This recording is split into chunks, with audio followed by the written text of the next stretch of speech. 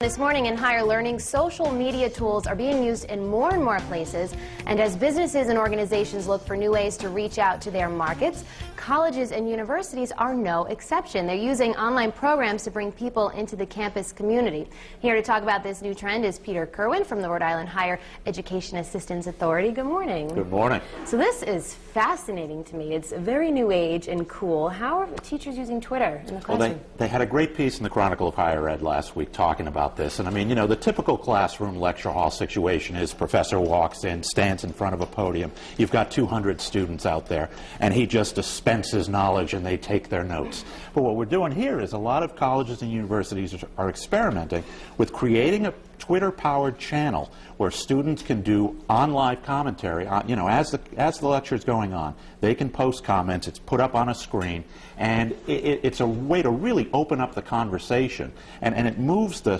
power dynamic from the professor being the one running the show to giving students more control and allowing them to move the discussion in interesting different directions.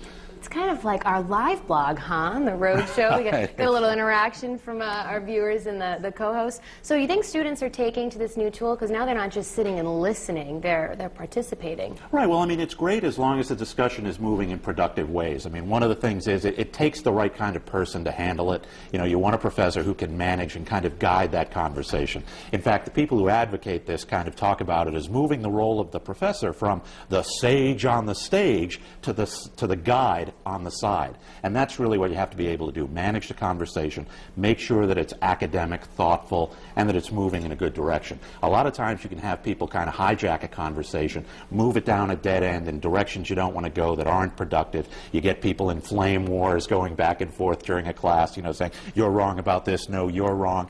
That's not the kind of thing you really want to see. You want it to be a more, you know, thoughtful kind of discussion. So if you can guide it that way, it really works out well.